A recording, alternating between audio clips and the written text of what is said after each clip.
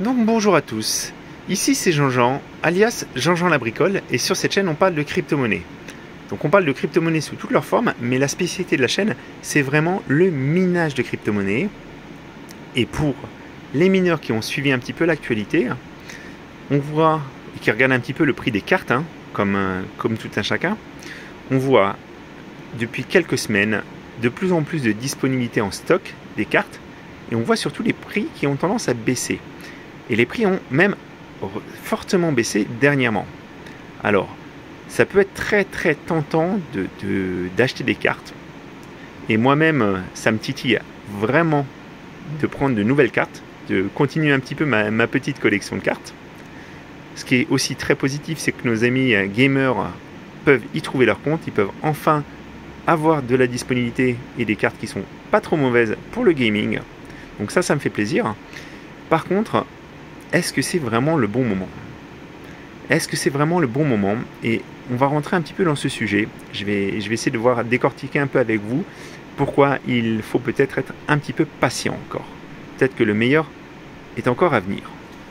Donc, avant toute chose, je voulais vous rappeler aussi, donc la chaîne aujourd'hui, je ne fais que très peu de partenariats, parce que justement, je veux pouvoir faire des partenariats avec des sociétés dans lesquelles je crois vraiment. Je n'ai pas envie d'être tributaire des partenaires qu'on peut me proposer. Mais par contre, je mets des liens d'affiliation dans mes vidéos et je vous invite vraiment à passer par là si vous êtes content du contenu que je propose et si vous voulez soutenir la chaîne. Donc j'ai notamment mis des liens d'affiliation chez Nexo qui me permettent d'avoir un petit bonus de 25 $. Vous aussi, vous avez un bonus et j'ai une page Amazon sur laquelle je liste mon matériel de minage. J'en faisais beaucoup de promotions avant, je l'ai un peu moins fait et vous êtes de moins en moins nombreux à passer malheureusement. Donc je remercie à déjà tous ceux qui passent par ces liens-là à chaque fois et j'invite les autres, si vous êtes content bien sûr du contenu, à passer par là aussi. Donc ce que je vous disais en préambule, c'est qu'en fait on a le prix des cartes graphiques qui a beaucoup baissé. Et donc là je viens d'aller sur needcomptoir.co, donc c'est un site qui regroupe, qui traque un peu les différents magasins et les différentes opportunités de cartes. Donc là, clairement, moi j'ai été le consulter il y a ne serait-ce qu'hier soir et les prix sont un petit peu remontés. Donc on avait des prix qui étaient encore plus bas que ce qu'on a là, mais on a vraiment beaucoup plus de disponibilité en stock que ce qu'il y avait avant. Et les prix ont quand même nettement diminué parce que moi, par exemple, ma 3070 Ti, je l'ai payé 1129 € et c'était déjà une bonne affaire à l'époque. Là, on est passé en dessous des 1000 € et je pense qu'il y a encore moyen que ça baisse. Alors, pourquoi est-ce que les prix baissent? Il y a plein de facteurs qui jouent dans la baisse des prix, mais je pense qu'une des principales raisons, c'est la fin, en tout cas la fin programmée du minage d'Ethereum. Il faut savoir que l'Ethereum, c'est vraiment la crypto-monnaie qui, sur 2020-2021, a été quasiment tout le temps la plus rentable à miner. Et cette monnaie, en fait, elle va passer du Proof of Work à Proof of Stake. Donc quand elle se passera en Proof of Stake, ça sera l'Ethereum. Alors, ils l'ont renommé, mais moi je vais l'appeler pour le suivi l'Ethereum 2.0. Donc l'Ethereum qui n'est plus minable. À ce moment-là, on ne pourra plus du tout générer d'Ether avec nos cartes graphiques. On pourra le staker, on pourra le placer, ce qu'on a en fait pour le faire fonctionner, mais ça sera différent. Donc les cartes graphiques et tous les mineurs vont devoir trouver une autre alternative. Je vous montre un petit peu sur Watoman ce que ça donne. Vous voyez, on a l'Ethereum qui est... Là, j'ai pris un petit peu un exemple pour vous expliquer. J'ai pris un petit rig de 63060 Ti. Voilà, j'ai laissé un petit peu les réglages de base parce que c'est quand même pas trop mauvais. Et j'ai mis le prix de l'électricité. Et vous voyez, donc, mon petit rig, il rapporte 12 $ par jour. Avant paiement électrique. Après paiement, on est à 8 $. Donc c'est déjà des valeurs qui ont beaucoup baissé parce que la profitabilité a baissé, la difficulté augmente. Et vous voyez, après, on a l'Ergo en 10e position qui rapporte 10 $. Mais ce que je voulais vous montrer aussi, c'est on a le market cap, donc le volume en équivalent Bitcoin qui est échangé par jour pour l'Ethereum. On est à 4769 Bitcoin de volume. Et regardez l'Ergo, on n'est plus qu'à 4 Bitcoin au niveau du volume. Donc ça veut dire que le volume est nettement inférieur. Le flux, vous voyez aussi, on est à 430 bitcoins, mais c'est plus de 10 fois moins. C'est plus de 10 fois moins. Et je vais vous montrer un autre élément. On a par exemple Hiveos. Hiveos fait des statistiques, et quand on regarde les statistiques sur les coins, je viens de le faire, de l'actualiser tout de suite, hein, tout le monde peut y accéder à ça, et vous voyez, 76% des cartes graphiques travaillent sur de l'Ethereum, minent de l'Ethereum. Donc il faut imaginer que ces 76%, elles vont aller miner d'autres coins. Et quand vous voyez, il y a le Toncoin qui ne pourra plus être minable parce que là, sa fin est programmée. On a l'Ethereum classique, on a le Raptorum, mais c'est pareil, le Raptorum, on ne peut pas le miner avec des GPU, en tout cas pour l'instant, ou de façon très inefficace.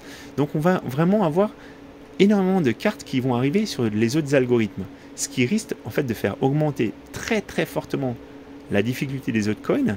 Et s'ils ne s'apprécient pas en valeur, qu'est-ce qui va se passer? Et bien en fait, on va avoir une baisse énorme de notre rentabilité. Ça, conjugué à la hausse du prix de l'électricité, fait que il y a plein de gens qui disent n'achetez plus de cartes graphiques. Et effectivement, les développeurs de l'Ethereum, ils ont mis en garde les gens en disant ne vous équipez plus, n'achetez plus de nouvelles cartes graphiques pour miner l'Ethereum, parce que ça va se terminer. Alors, est-ce que l'Ethereum classique est le géant endormi qui pourrait nous sauver? Est-ce qu'il va y avoir une augmentation de l'utilisation? Parce que je vous rappelle aussi que un coin a une valeur parce qu'on lui donne une certaine confiance, et aussi parce qu'il est utilisé. Si il n'y avait pas toutes ces transactions derrière Ethereum, s'il n'y avait pas tout cet intérêt, l'Ethereum n'aurait sûrement pas la même valeur et n'aurait pas la même profitabilité. Donc moi je pense aujourd'hui qu'il est urgent d'attendre. Parce qu'on a vraiment donc une profitabilité qui baisse. On a aussi le prix des cartes graphiques qui baisse de façon assez notable. Je parle aussi, par exemple, on a les 6600 XT qui sont à moins de 500 €. On a aussi la 6700 XT qui est à moins de 700. Et on commence à avoir de la disponibilité. Parce que je vous rappelle, il y a encore quelques mois, c'était des cartes qui étaient introuvables, qui étaient totalement introuvables. Moi, je vais vous montrer maintenant ce que j'avais fait, parce que je me rappelle quand je vous avais parlé de Return on Investment, j'avais commencé un peu à lister tous les prix que j'avais payés de ma machine, donc les coûts un petit peu fixes avec les alimentations, etc., les cartes mères, et les coûts des cartes graphiques. Et je vous avais mis en fait les prix auxquels j'avais acheté mes cartes, et j'avais pris aussi le prix réel des cartes. Et vous voyez par exemple mes saphirs, mes 5600 XT que j'ai toujours, je les avais achetées 300 € et elles étaient à 500 € en fait, actuellement. Pareil, mes 5700, je les avais achetées 350, elles étaient à 700 €. Donc les prix qu'on voit sur les différents sites, ils sont extrêmement gonflés.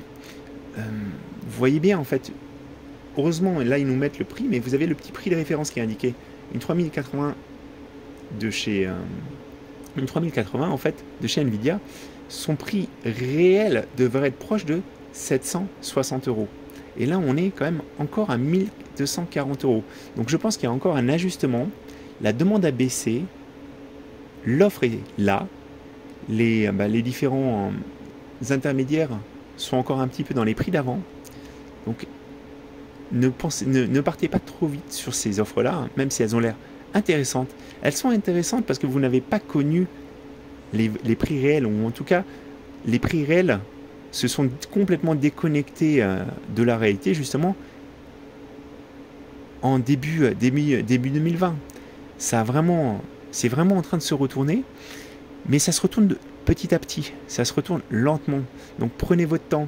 Je pense aussi, vous voyez par exemple la 6600, son prix de référence c'est 400 €. Donc là on est déjà beaucoup plus proche en fait. Le surcoût qu'il vous demande de payer pour en plus une Nitro Plus de chez Saphir, donc une très très bonne carte, il n'est pas trop élevé. Par contre, sur d'autres modèles, comme les 3080, le surcoût est vraiment très important. Il est vraiment très important. Donc, je vous rappelle, l'Ethereum 2.0, hein, donc la fin de l'Ethereum, c'est programmé. Normalement, ça va arriver entre juin et septembre. Si les développeurs arrivent à se mettre d'accord, hein, ils n'ont pas le choix.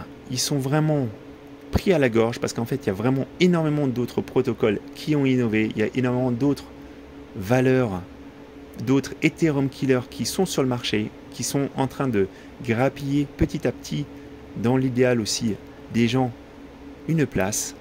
Et du coup, ils doivent vraiment porter ce changement de Proof of Work à Proof of Stake. Alors, est-ce qu'ils vont rester sur une solution hybride? Ça serait possible aussi. Moi, je ne peux pas savoir ce qui va se passer dans 5-6 mois. Je ne suis pas dans l'oreille des développeurs. Ils arrivent de toute façon pas à se mettre d'accord eux-mêmes entre eux. Donc, c'est un petit peu difficile à savoir. Par contre, ce que je sais, c'est qu'on a en plus un autre game changer qui est en train d'arriver. En plus d'avoir cette fin de l'Ethereum, on a aussi l'arrivée d'Intel. Et Intel, avec sa série Arc, va arriver.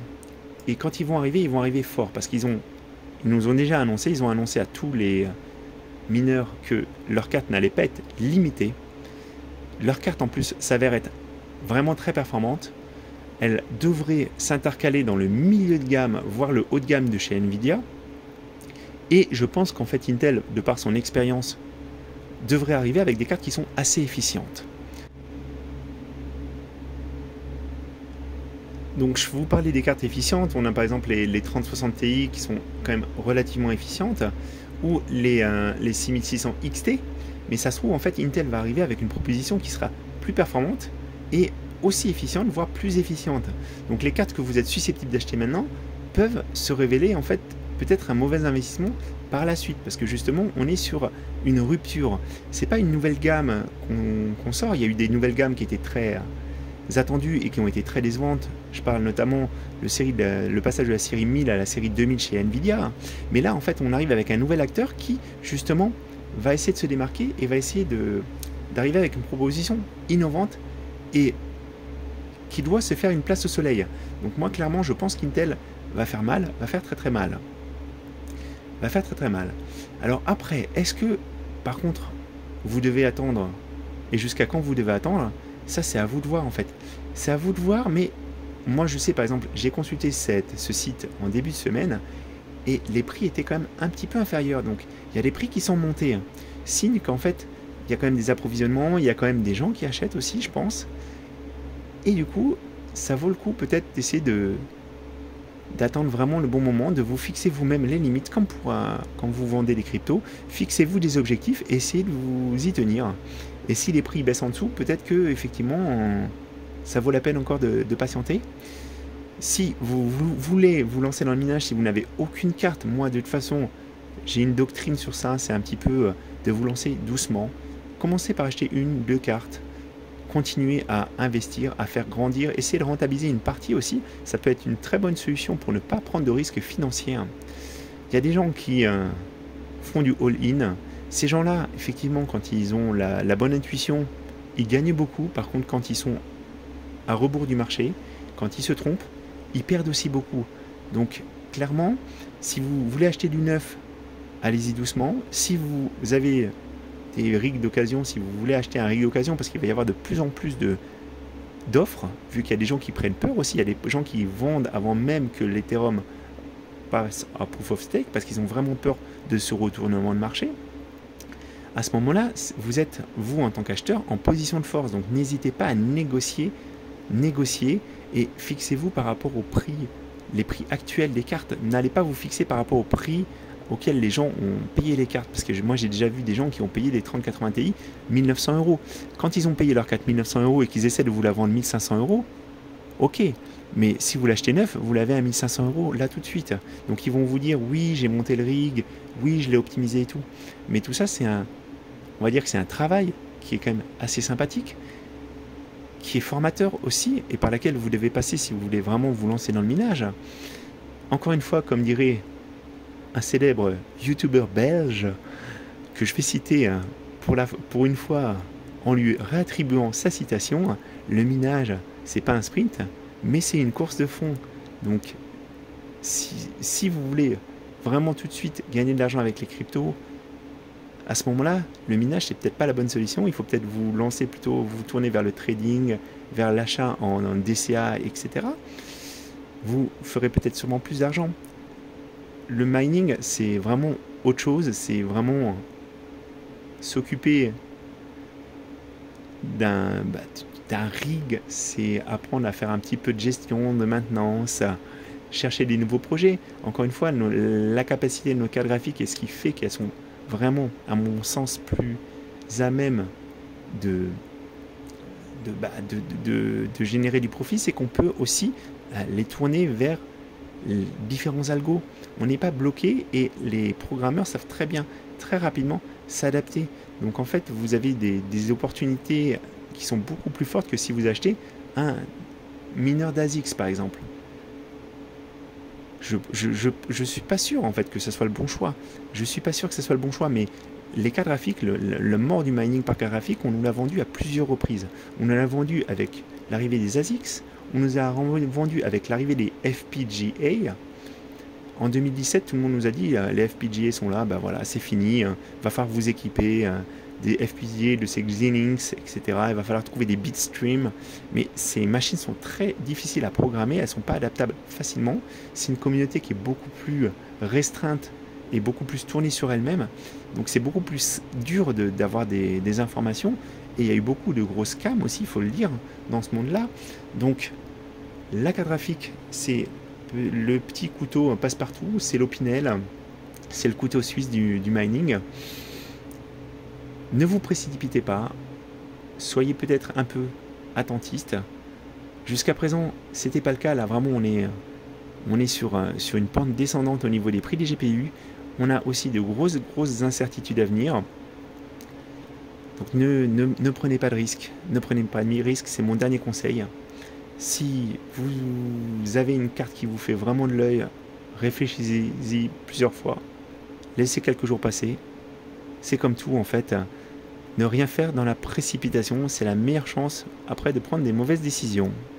Voilà, j'espère que ça vous a intéressé, que vous avez appris des choses quand même. C'était Jean-Jean et je vous dis à très bientôt.